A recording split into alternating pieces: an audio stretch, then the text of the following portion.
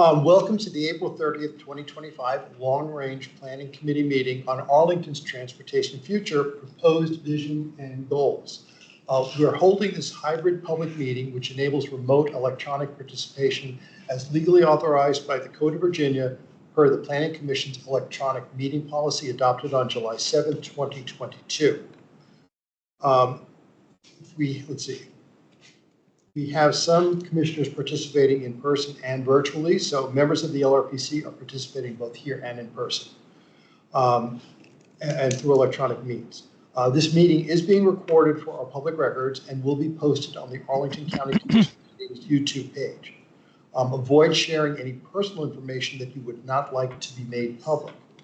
At this time, I'd like to orient everyone to our hybrid environment and cover a few specifics about how tonight's meeting will be run. Members of the public may attend the meeting here in person or electronically by using the Microsoft Teams link provided on the LRPC web pages, the county's event calendar, and the email notifications sent to LRPC ZOCO email subscribers. Additionally, there is a dial-in phone option for those who wish to use it. For our planning commissioners joining virtually, if anyone loses internet connectivity during today's meeting, please reconnect with us by phone, and please keep your phones and devices muted until you're called upon. Turn off the sound to any other devices around you to minimize interference. For our virtual attendees using Microsoft Teams, please turn off your video feed. I'll address when it's appropriate to turn it on in a moment. The Microsoft Teams meeting chat is active to serve two purposes: to assist participants who need technical support and for participants to pose brief clarifying questions to the larger audience.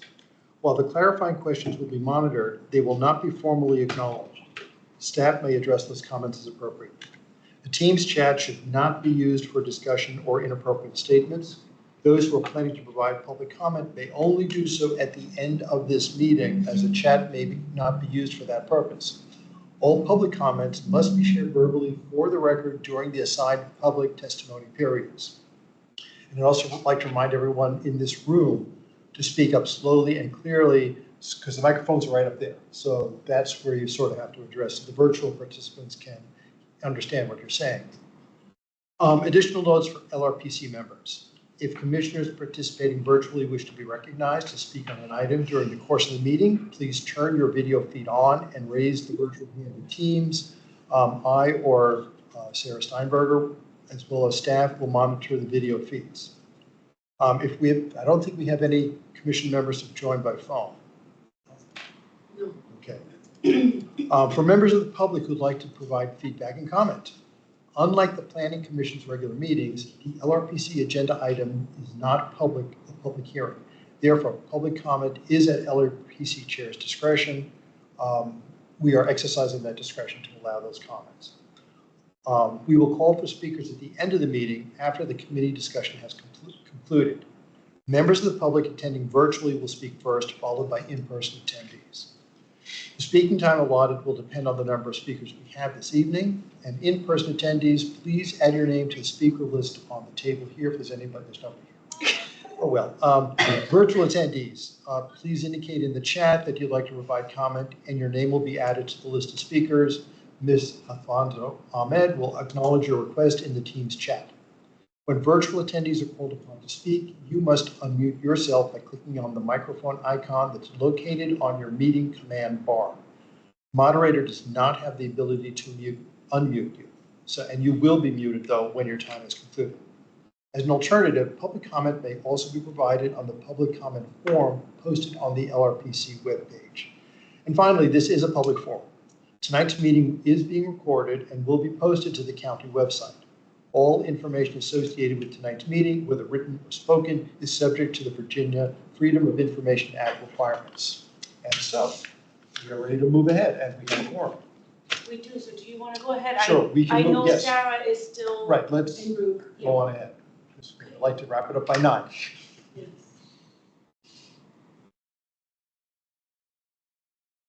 Am I good to go? Yep. You're good to go. Okay. Well, I want to thank everybody for having us tonight. We're really excited to share the significant amount of work we have done through Arlington's Transportation Future to establish the proposed vision and goals that we'll be presenting this evening. I I'm here tonight with Allison Bullock. She is the Transportation Planning Group Manager. I'm Kristen Culkins. I'm the Project Manager for Arlington's Transportation Future. And we do have a strong team that supports us that we gave the night off for tonight. But this has been a huge effort, not just from transportation staff, but interdepartmental working group and our advisory group that we're going to walk you through tonight to see kind of how we got to the proposed goals that we are hoping to bring to the board. This process has been a labor of public engagement. We have had 2 phases of public engagement to help us get to where we are today. That first phase of engagement started in the fall, where we had a significant number of pop-ups, listening sessions, open houses, an interactive comment mat, a questionnaire. We also, in that kind of first phase of engagement, were looking through about 43 precedent plans that the county, state, and regional transportation partners have created that have relevant transportation guidance and policy and values that are important for us to understand. We looked at peer transportation plans to kind of understand what we should be thinking about, what people who've done this recently have done. We established an advisory group that is representative of about 15 different committees and commissions within the county. I'm really disappointed Tony's not here tonight for me to give him a shout out, but Tony has been a great member of that advisory group representing the Planning Commission and your voice and your priority as far as transportation goes.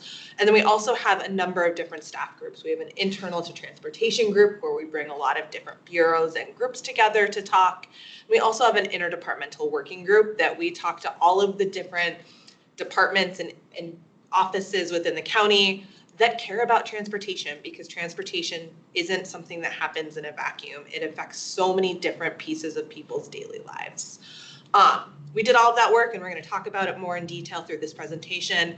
That helped us establish the values that we have as a community, what our priorities are, which is how we created the draft vision and goals that we took to the community in our phase 2 engagement this winter in February and March, where we went back to the community and said, hey, does this look right? Is this reflective of what you shared? Are these values right? Do the goals get us where we need to go?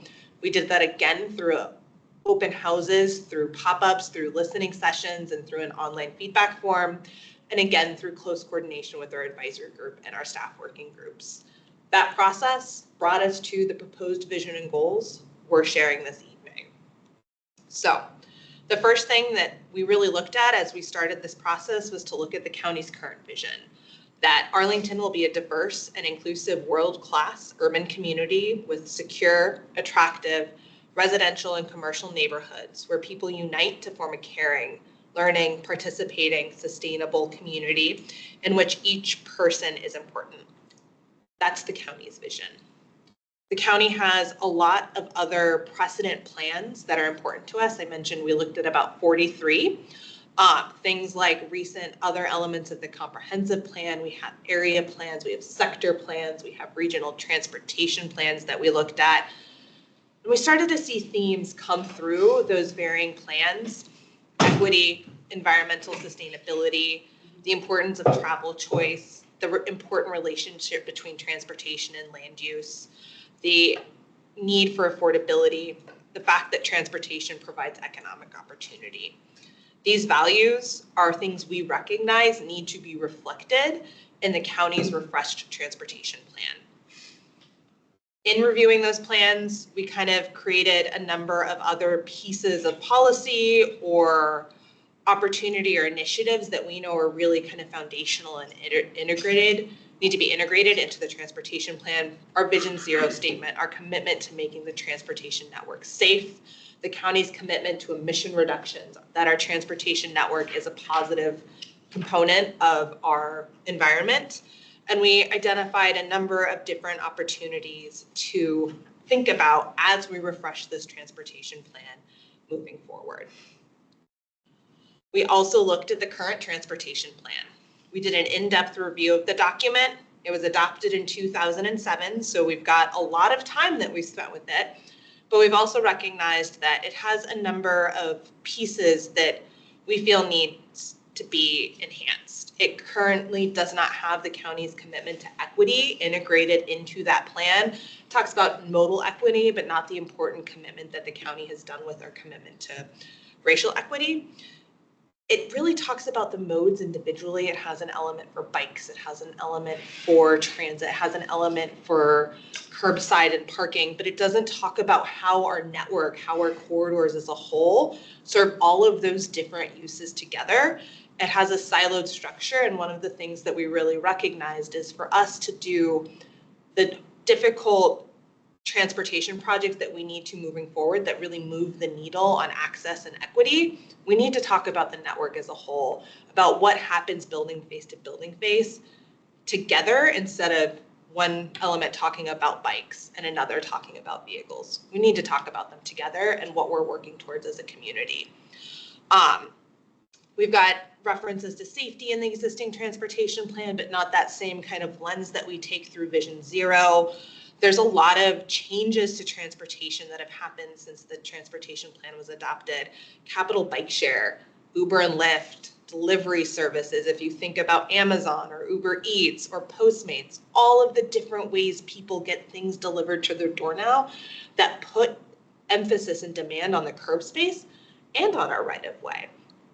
We've got scooters. People travel in just different ways than they did almost 20 years ago. And we need a plan that's reflective of all of the different ways people want to get where they're going, and making sure that our plan is helpful in providing kind of the overarching guidance and values that we consider future technologies with.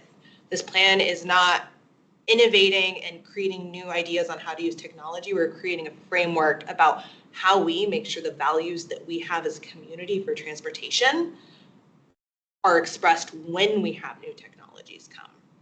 So we also looked at other cities to see how they're doing this, to see kind of what lens they've taken, how they've addressed the recent kind of pressures that we feel as transportation planners. We looked at Move DC, a great local example, as well as Richmond, another Virginia jurisdiction that has a very strong commitment to equity in their transportation plan.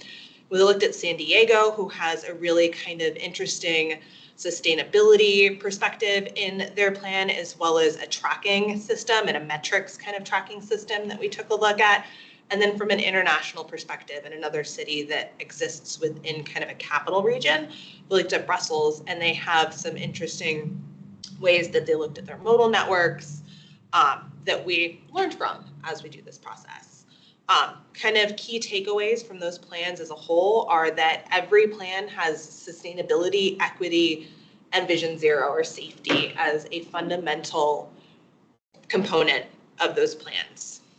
This is all some of that background work we were doing to understand existing county values and priorities, what other best practices are doing.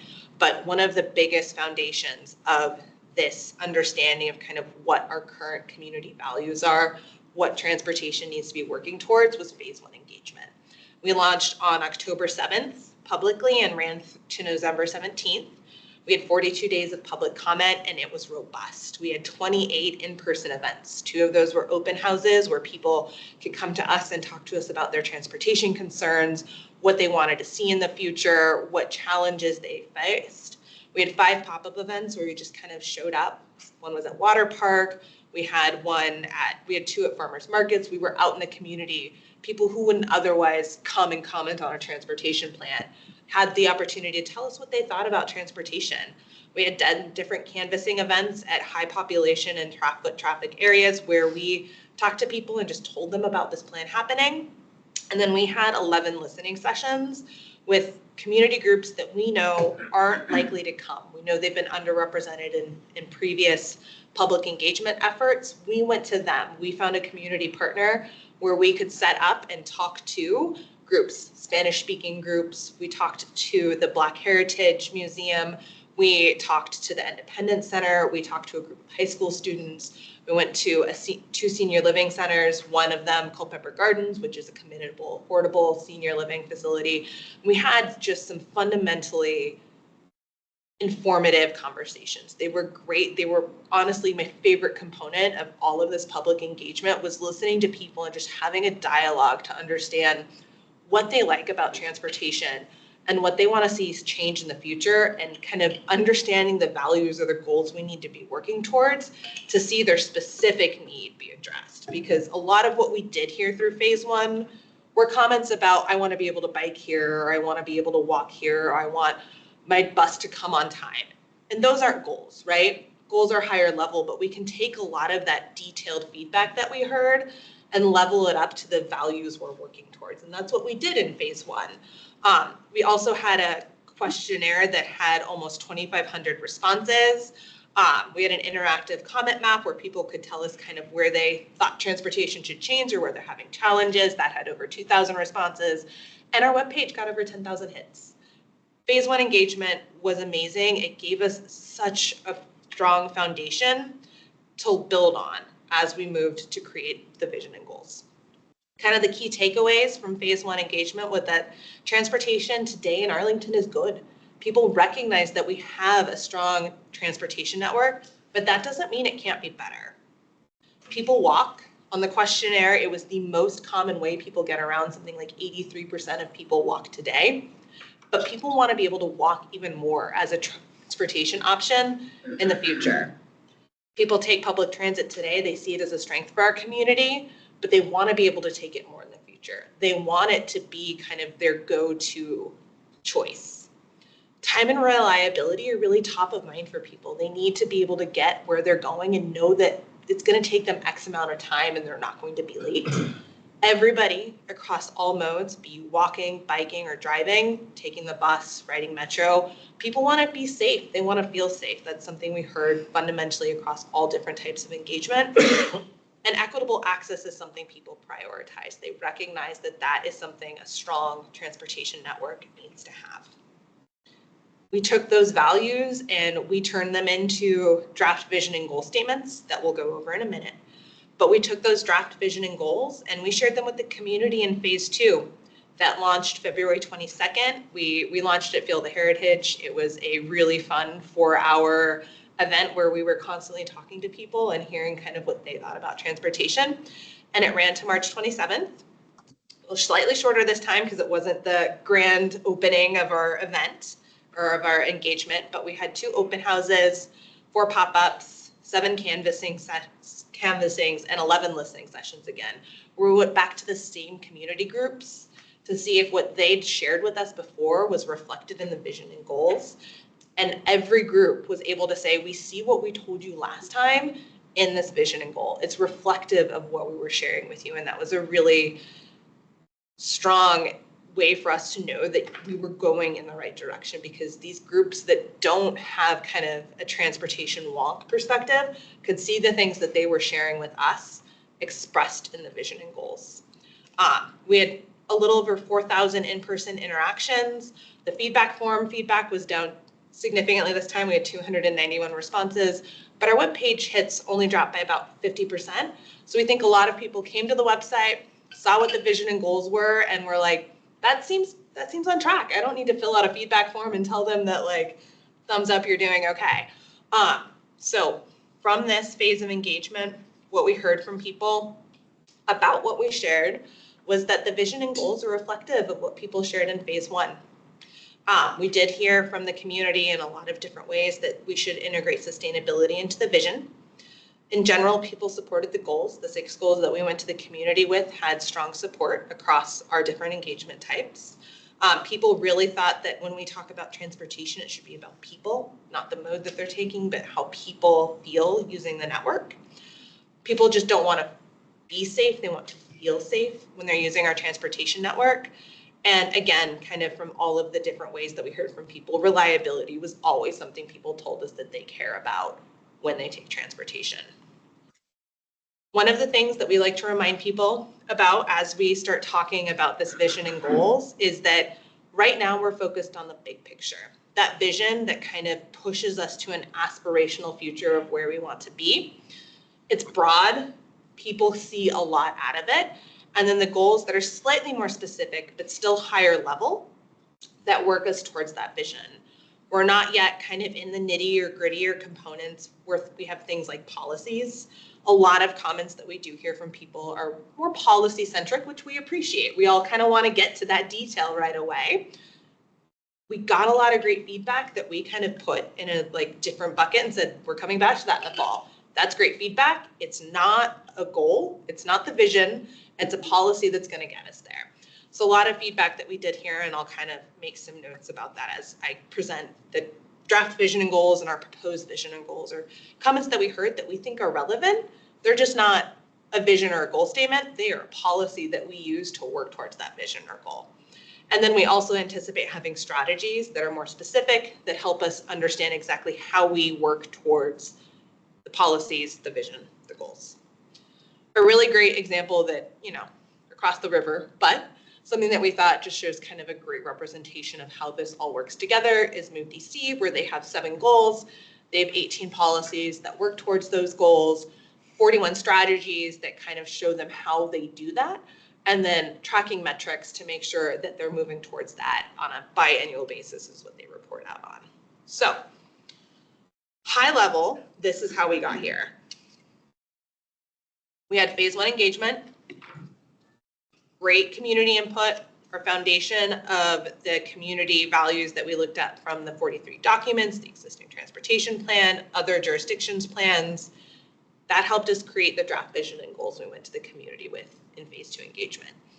We took that feedback, refined the vision and goals. We took that to our advisory group and our staff working groups. We heard more feedback. We made some more tweaks. And that is the representative proposed vision and goals that we would like to bring to the board that we're sharing with you tonight. We also did this with the Transportation Commission last Wednesday. And we heard some strong support for where we're heading. So the current draft vision, or it's not the current, sorry, the draft vision that we went to the community with as part of phase 2 engagement was Arlington's transportation network enables people of all backgrounds and abilities to move safely, comfortably, and seamlessly. Everybody can depend on a variety of transportation options to get them where they need to go when they need to be there. Arlington focuses on making travel a good experience for people, connecting them with nature, friends, family, and jobs. We heard some general positive feedback from the community that this is a good vision statement. Again, we heard that comment that sustainability should really be reflected in our vision statement. People felt that that list of places that you're going to at the end of the statement was a little bit limiting. Jobs isn't encompassing enough. People need to go to the school, they need to go to doctor's appointments, they need to, you know, go get groceries. And we heard that the statement about our transportation network should be people focused. We heard that comment a lot from Tony, that we needed to make sure that as we're talking about transportation, it's not the network, it's what the network does for people. It's the people that are important. So we heard that, and we refined the vision statement, and we shared it with the advisory group and the working group. And after we did that, we didn't make any additional edits, so it's both our refined and our proposed vision statement that now reads, people of all ages, backgrounds, and abilities can move safely, comfortably, and seamlessly in Arlington. Everyone can rely on a variety of quality, sustainable transportation options to get them where they want to go when they need to be there without depending on a car. Arlington focuses on making travel an enjoyable experience for people, connecting them with nature, friends, family, and opportunities. So we made it a positive people-focused entry statement. We have quality and sustainable transportation options. People really thought that that was an important component of the types of options we were providing. We heard a lot that it's not just where people need to go, but people who want to places that they want to go, but they still need to be there at a specific time. So we changed need to want. And we heard from a lot of different people, advisory group members, comments on our feedback form at open houses, at pop-ups, that a lot of people can't get anywhere except for by driving in Arlington. And people wanted to see bikes, buses, transit, walking, kind of enumerated in our vision statement in all the ways they wanted to travel. And we really thought about the best way to kind of integrate that desire without having a list of like all of the modes. And it's really without having to depend on a car. That's what we're working towards. You can still drive if you want to, but you don't have to drive if you don't want to. Enjoyable was something people wanted to see. And then I have to give a shout out for opportunities to our high schoolers.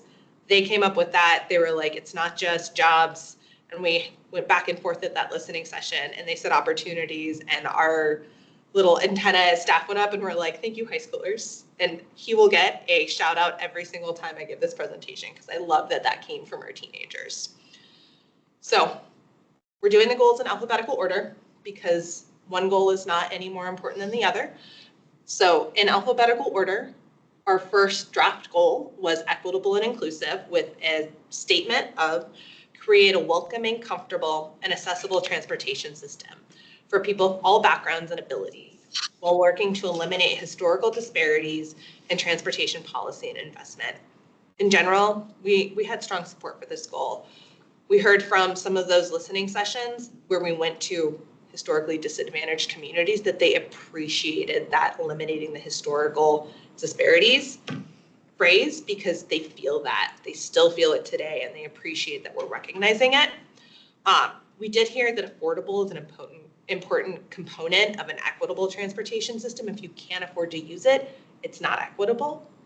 And we also heard from both our teenagers and our older adults that ages is a bit different than abilities and backgrounds, and that we should consider integrating an age reference into the statement. So based off of this feedback, we modified it, and the refined goal and the proposed goal are the same: to create a welcoming, affordable, and accessible transportation system for people of all ages, backgrounds, and abilities, while working to eliminate historical disparities in transportation policy and investment. So you can see that we've integrated affordable and made the reference to ages as well as backgrounds and abilities in the proposed statement. For our second goal, we have livable. As drafted, it's create a transportation system that maintains and improves quality of life, affordability, economic vitality, physical health and mental well-being, and a sense of community. What we heard from the public was a general positive reaction to this. They were appreciative that we recognize that transportation plays a big component in people's daily lives. This was the one at listening sessions, people were able to see the tie back to the direct feedback that they gave us in a goal. We did hear at some of the listening sessions that it's not just about maintaining quality of life. A lot of people don't feel that they have a good quality of life today, so let's not maintain it, let's just focusing on making it better. And then we did hear from some kind of groups, especially a few advisory group representatives, that this goal felt more like a vision statement, but we really did have strong feedback from the community that this is a goal that people can see working towards. So following that round of feedback, we refined it, and we only took phrases out in that refinement to create a transportation system that improves quality of life, affordability, economic vitality, physical and mental well-being, and a sense of community. So we took out that maintain statement. And another thing we heard at a listening session that was kind of poignant is that it's not physical health and mental well-being. Physical and mental well-being says the same thing for you, and to some people, health has a negative connotation when you say you're not healthy, because there's a lot of kind of baggage that comes along with that term. We brought that to our interdepartmental working group and our advisory group, and we had a really kind of poignant point brought up at the advisory group that, like, it's not just about what people do in the system, it's the system itself needs to be enjoyable. And we kind of had an aha moment when we heard that too, because we see this goal as we're putting policies about our transportation right-of-way being public space, where we can have a public art or kind of place streets type of policies. And it really felt like the right place to recognize this. So following the advisory group and the interdepartmental working group, we've proposed that this goal is now create a transportation system that provides enjoyable spaces and improves quality of life, affordability, economic vitality, physical and mental well-being, and a sense of community. Our third goal, as drafted, was connected. Provide an interconnected transportation network that is intuitive, dependable, and well-maintained, enabling people and goods to seamlessly reach their destinations. We had general positive impressions on this one, that people liked that we're recognizing the importance of a connected and interconnected network. People saw that the ability to transfer between modes in that term, something that people really like. The term connected didn't resonate with a number of people, and many said that reliable was a more appropriate goal to be working towards. And we heard from the feedback form, from open houses and listening sessions, that the destinations people are reaching, they're just not within the county. People work outside of the county, they recreate outside of the county, they have friends and family they visit, and we should be referencing how people travel outside of the county as well. So we refined the goal to provide an interconnected transportation network that is dependable, easy to use, and well-maintained, enabling people and goods to seamlessly reach their destinations in the county and region. When we went to the advisory group, it was still called Connected, but we heard again that Connected just wasn't sitting with people, so we changed the name to Reliable. We added in easy to use following the first round of public engagement. Intuitive just wasn't something that was landing with people. We had to explain the term a few too many times for us to think it was the right term to use. And then also referencing people's desire to go places that are outside of the county, we added the clause in the county and region. When we shared this with the advisory group and the interdepartmental working group, easy to use got pivoted again. Our advisory group is really, it's not just that it's easy, it should be convenient. We heard that and we integrated it. And then our disability advisory group commission member really said that we should do all people. It's a more encompassing, a more inclusive term to say all people, so people don't feel left out of the statement. So we did that and we integrated it, and it's now provide an interconnected transportation network that is dependable, convenient, and well-maintained, enabling all people and goods to seamlessly reach their destinations in the county and region. The next goal is safe. As drafted, it was prioritize safety for all people and eliminate transportation-related deaths and serious injuries. In general, people are like, yes, we need a safety goal. That's important. We can't say that's not important. Some people thought that this read just as car-centric, that we were only worried about safety in cars. And we heard a lot from many different people that it's not just about feeling safe or being safe when you're traveling. Statistically, you want to feel safe. You want to feel comfortable. It's like, okay, so I'm not going to get hit, but what if I don't feel like I'm not going to get hit when I'm riding my bike? If I don't feel that way, I'm not going to do that. So like, it's really important that we create a goal that's not just the statistical goal, but reflects how people feel when they're using the network. So we refined the goal to prioritize a safe and comfortable travel experience for all people and eliminate transportation-related deaths and serious injuries. I think this might have been the only goal at the advisor group where people didn't have comment. They didn't want to talk about it. It was just like, that's good. So it remains our proposed goal. The next is sustainable, and I think this might have had the most robust conversation at our advisory group meetings. When we drafted it, it read, develop a transportation system that moves more people without more traffic, reduces environmental impacts, supports climate resilience, and connects people with nature. Generally, people were happy to see a sustainability goal in our transportation system and reflecting on the fact that transportation is such a part of our environment. We heard people say that we should use less traffic instead of without more traffic to really emphasize that we want to see less driving. And we also heard from our interdepartmental working group that we should really take a look at the county's commitment to climate resilience and that to see kind of how we can modify it. We also heard some kind of more in the weeds comments about like we should have GHG goals, we should have specific targets built into this statement. And we agree that those GHG commitments are important. They're policies. They are policies that we will pull into this plan that will work towards this goal. But at a high level, we shouldn't have specific metrics within our goal statements.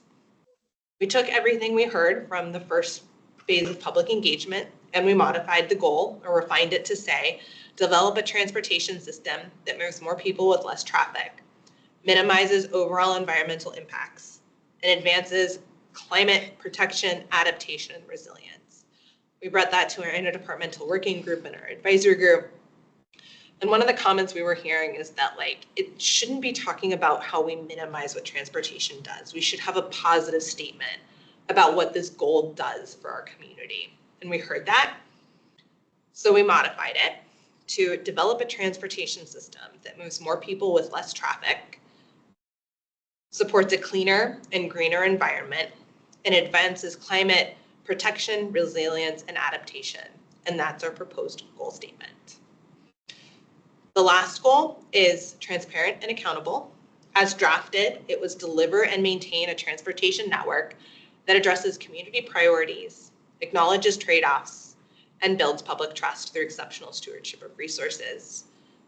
In general, when we explained this goal, especially at listening sessions, people liked it. When we said what acknowledging trade-offs means, when we talk about the curb to curb or the building face to building face, and it's well, if we have 40 feet and we can only do these things, we have to think about the trade-offs between providing a bike lane or providing parking. But that wasn't something people understood without us explaining it. So we really realized that we needed to write a goal that didn't need staff to be there to let people know what we meant.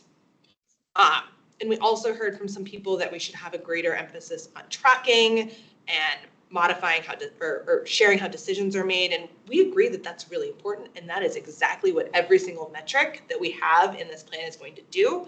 So we don't think it has to be in the goal statement because we know that's going to be a quarter of what the plan has eventually, our metrics about how we move towards everything. So we refined the goal. It's all bold because we just completely rewrote it. It's both our refined goal and our proposed goal. We have clearly prioritized and communicate competing demands within the transportation network and responsibly manage public resources to deliver and maintain an exceptional transportation system. One of the things that we heard from our staff was that acknowledges trade-offs when we were iteratively trying to rewrite this and figure out how to have it be plain language. They really appreciated that we were acknowledging that we can't do everything we want to do sometimes. And it's really important to have that in the goal statement so that we're transparent that we can't even at this point. So competing demands is where we landed because that makes sense. There's different things that compete for space within our right of way. So that's the vision statement, the 6 proposed goals. As I mentioned, we went to Transportation Commission as an information item last week. It landed very well. Every single commissioner was excited. They said, let's do this. Let's bring this to the board. We want the fall to come. I think it's maybe the first meeting I've ever been to where there was not a comment about an edit that should be made. And it went really well. We're here tonight with you to share these because we want you to know kind of how we got where we are so that the first time you're not really hearing it is when we come to you again in May or June and Transportation Commission as an action item. We want to bring these to the board either in June or July, we're hoping June, so that they can endorse them. They can buy in and say, yes, this is the vision.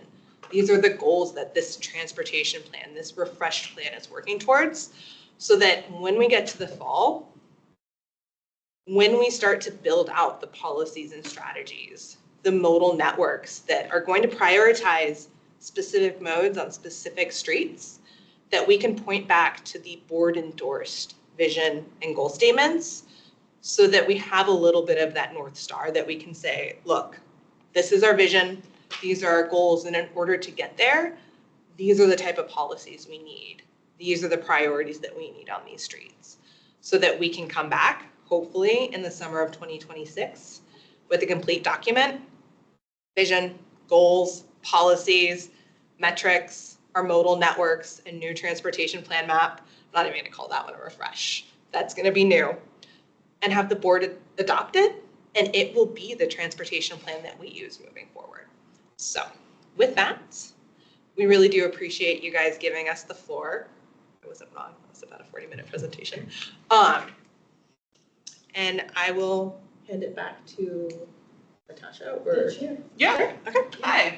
Thanks for getting started without me. Apologies. So that was comprehensive. Have we already done introductions and online folks too, or? We did not do that. And we have a new friend. Okay. No, he's just. No, we don't have a friend. Again. Okay. I know, I think he's had some trouble. Got it. Why don't we go through and let's start with the online folks, and then we'll hit the room just to kind of go through who everyone is. First person online can come off mute. I just want to have a sense of who's in the group. Someone has to go first. Just call it initials. Yeah, let's just call him. Okay. Is it Chris Latt? Sure. Chris Blatt, you go first. Hey there, Chris Latt, chair of the Arlington's Transportation Future Working Group. Just here to listen and hear what LRPC has to say on all the work we've been doing. Awesome. Thank you. Give me more initials or names. Great. Thank you. Yeah, Jason Schwartz.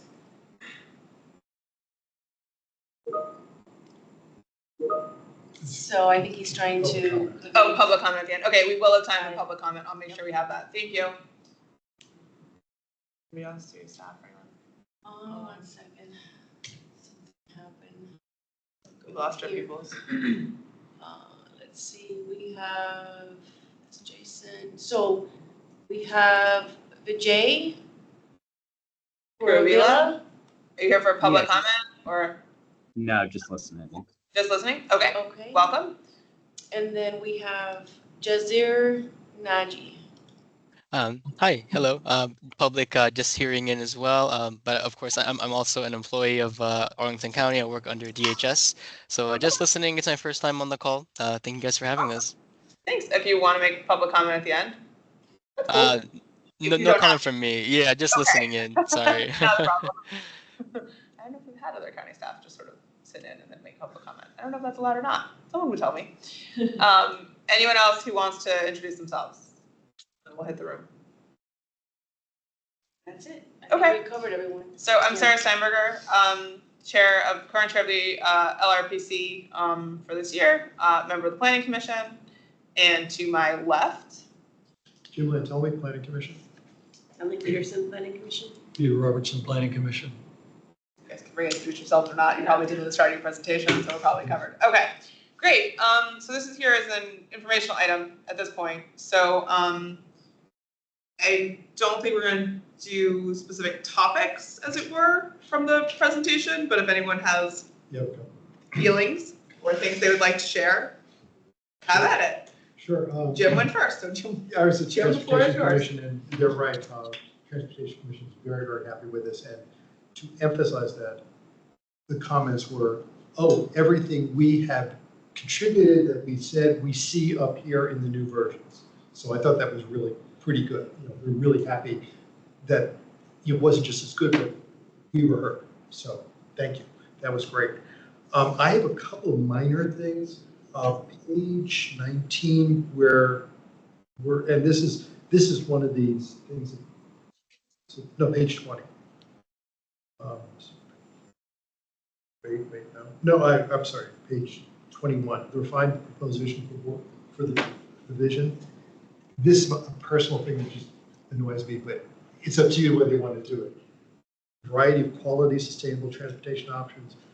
I would put high quality, because quality, it has to have a modifier. Is it low quality, high quality, mid quality? And we want high quality. I think that would help really emphasize it even more, that you're what you're trying to get at. So that's a recommendation, take it or not. The draft call sustainability 31. With the whole less traffic thing, moving from without more traffic to less traffic, I agree with that. I think it's great. I'm wondering whether the YIMBYs are going to seize upon that for any project. Oh, it's going to make more traffic, so we can't do it. More traffic, so we shouldn't do it. It's not part of the plan. It's not part of the plan. I'm sorry, the NIMBYs. The NIMBYs. I was like, thank you. Very good. Good catch. The NIMBYs will grab on that.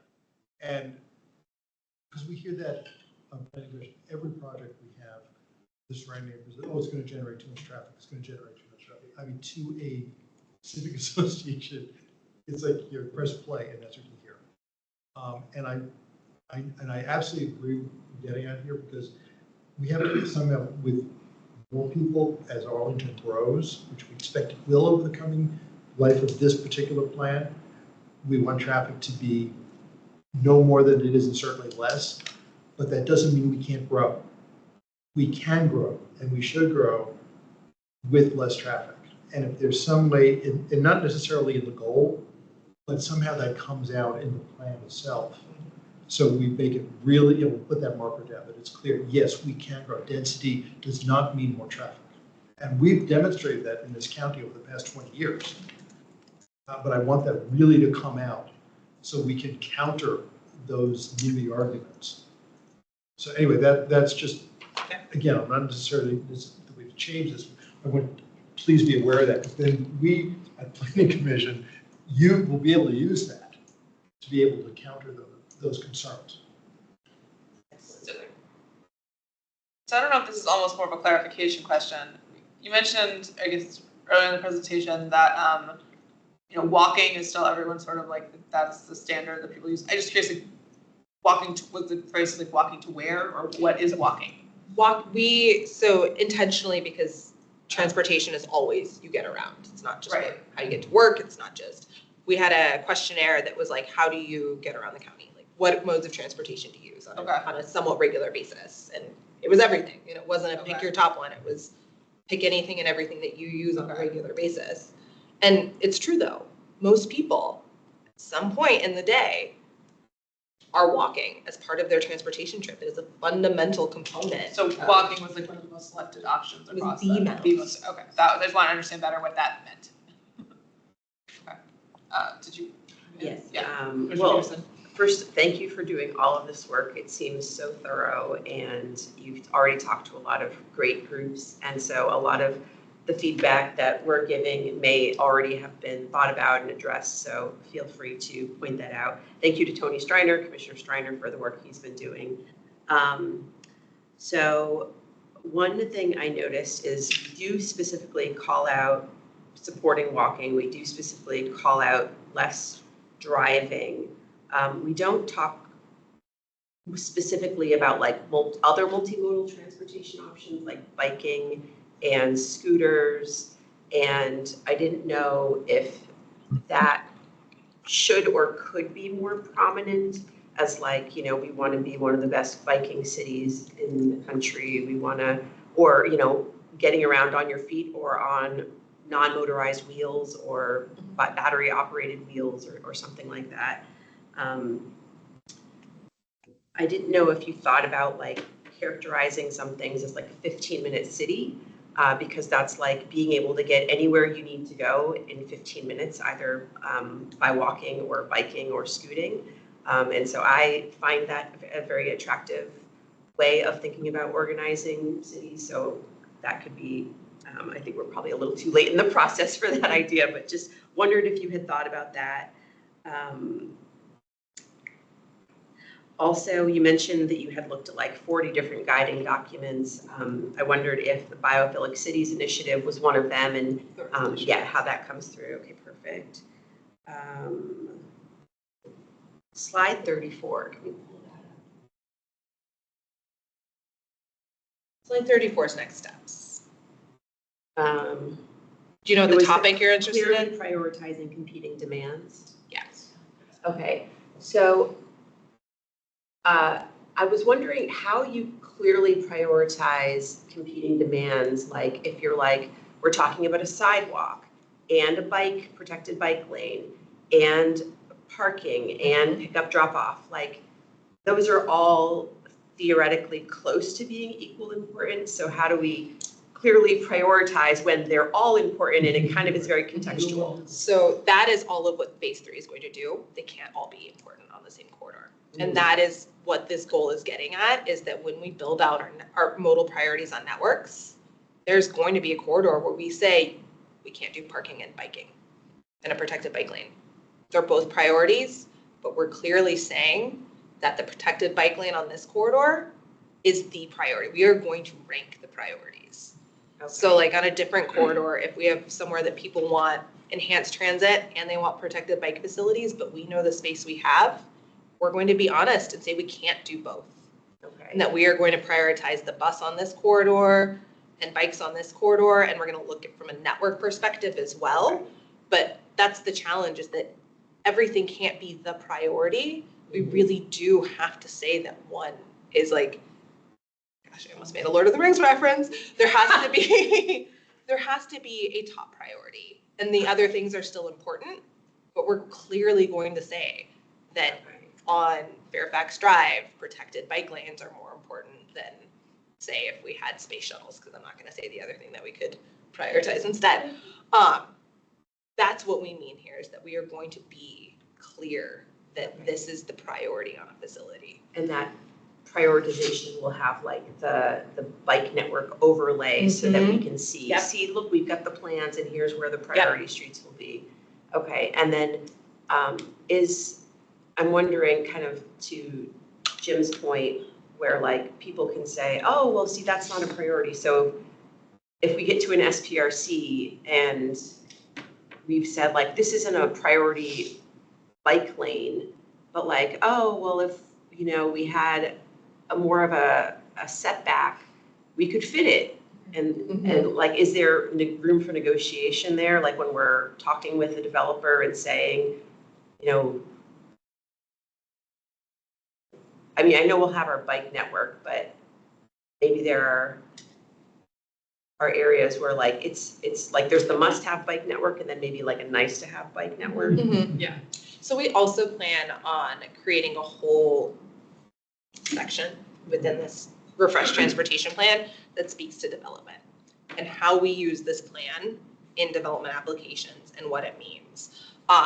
We're also not being treatment specific on our priority networks, because we know that we can't say that a specific corridor can accommodate protected bike lanes everywhere. Like, it may just not happen. It may be buffered in spots. It may be that we do the best we can do for that mode if it's the priority. But we know that as planners, we can't get into the fine grained details of what that specific treatment is at a countywide level with this document if we want it to be adopted in any sort of like reasonable time frame. So what we're doing is we're going to be creating these modal networks that have the priority, and then that priority is going to have a suite of treatments that come along with it. And we're going to do hierarchies. It's not just going to be that this mode is the only mode that's important. Transit's number one, and then maybe biking's number two. So if we can do both, we're going to do both. But because of that whole fact that there's so many places that we know something's going to have to give when we come in and do capital projects, we want to know when we have these community dialogues that like, no, we looked at the network. We have to do right by the bus here. And at another location, it could be that, you know, parking's actually really important because it's a high pickup drop-off area. And someone may really want a bike lane on that street. And we're going to say, no, we looked at the network. There's a bike lane a block over. We really need Pudo here. And that's what we need to focus on doing right, so that we've had this kind of holistic conversation here. It doesn't mean that things won't still kind of have to get figured out in site plan, because they always do, because every site plan is different, every context is different. This will just be the overarching policy guidance that you can look back at and say, this was our North Star. This is what we have to do well. And then we can figure everything else out after that. Yeah, we have a link with the busway for the city that we're not going to put a bike lane on, you know, where the new street where the bus lane is now being put in. It was, sorry, we can't do it. The busway is the first priority, and traffic still has to go through, so that's number two. Wide sidewalks are necessary, that's number three, and it's the bikeway that we're going to not do because we can do one. Yep. So that was the example, I guess, of how we parsed out those priorities. Yep. And that's such a good example kind of the thought process that we'll go through for these modal networks. Rather than having to go through it on a project by project basis and every time kind of litigating that conversation and what those priorities should be and what the hierarchy should be, we'll have that overarching guidance that thinks about how do all the networks work together, where do they overlap, and then where they overlap, how do we prioritize? And I think this is already addressed, but I think today there was something about like the air quality in Arlington and the region is really bad. And so that's probably already addressed in your sustainability goal, but it'll be nice to improve air quality for all of us. And we had a conversation like, well, we put air quality, and it's like, well, then do we put water quality, and do we put soil, like, we're like, this is the goal, and then we have policies about. I'm muted. Okay. Okay, but It's weird because we haven't touched anything. Do you want to make sure yours? Did somebody come off mute? I think it's us. It's us. We're hearing ourselves. Well, maybe yeah, Natasha, it's you. it's me. Yeah. Look. So we haven't touched anything. You were the one Well, you know making. what? I can log off if one of you can check the chat just to make sure. Yeah, I can watch the chat. You want to check now? What? Okay. I was checking to see if I could see See, it. I'm out. So it's-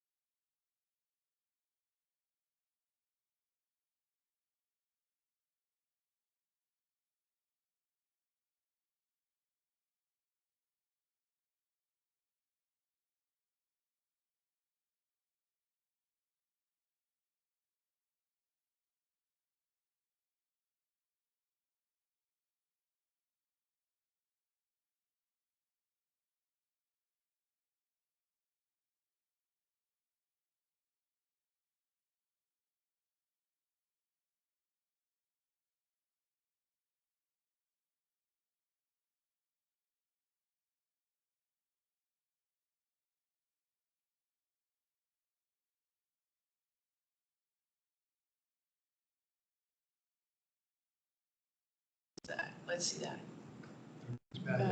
Can you guys hear us now? We Great. can hear you now. So something got clicked. And I'm not in the meeting on my phone. It's okay. Emily, did you have? I think that's it. Okay. Yes, please, thank you. Taking this much community feedback, I know is to some extent drafting by committee, which is always an imperfect way to do these things. But I just had some observations which you will probably ignore, and that's okay. The vision slide where the comment was, schools, doctors, groceries leaves a lot of things out. I agree with that, and I think it still leaves a lot of things out, and I just encourage you to think about it. I couldn't come up with anything better than community or everyday support services or something that captures that concern, which I think is legitimate. On the proposed livable goal, I wondered whether it's, I understand ways that we can agree that an enhanced transportation system improves an individual or community's quality of life. But I wondered whether it's sort of imposing too much on a transportation system to expect it to improve quality of life, and do we expect a sort of continuing improvement of quality of life? If so, it worries me about what that implies about resources and everything else. I would be comfortable with a goal on that one that leaves improving the quality of life out of it. Because I think the rest of it is quite good, and that's true of all of these. On livable, I agree that it's probably still too general and too much like a vision statement, and we might want to look at that again. Reliable, to me, connected was a better description of that one than reliable. You could have a very small system that's very reliable and that is not connected, and it's of not much use to anybody. A connected system, that seems to me is more important than that term reliable for Arlington County, though I certainly want a reliable connected system. And then finally, safe. Of course, everybody wants a safe system. I'm not sure how comfortable got put in there too. I'd rather be safe than comfortable. I'm more concerned about that. And I don't think comfort achieves safety. You know, it's safe from other ways or isn't. Those are my comments. I think that it comfortable isn't just like my seat feels nice. I think comfortable is that like, or can be kind of emotionally like I feel able to relax, able to sort of be at peace in what I am. And I think that does go to safety. Because when people are comfortable, I think they're more likely to feel safe and vice versa. If you're safe, you're more likely to feel comfortable. So I didn't have that concern. I agree with everything else you said. I didn't have that concern about comfortable. Well, then I think maybe a different word other than comfortable that conveys what you just said is perhaps preferable, but again.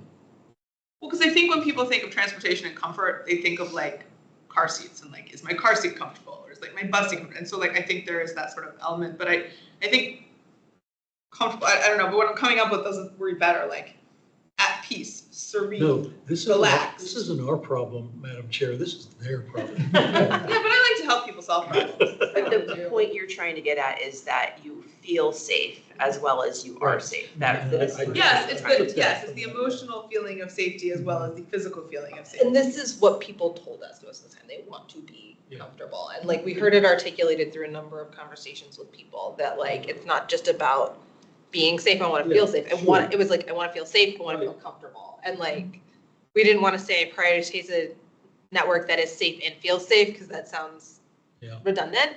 But a lot of people really were like, if I feel safe, I'm comfortable. Right. If I don't feel safe, I'm not comfortable. And like, it's the most straightforward way. Would this also be like making sure we have bus shelters Yes. at all bus Yes. stops and making sure they're not positioned in a way where you have cars getting off an on ramp or an off ramp at like 50 miles an hour and the bus stop is right in front of it, and if somebody forgets to turn. Yep. Okay. And shade and kind of all those aspects that make a trip desirable beyond just safe from crashes.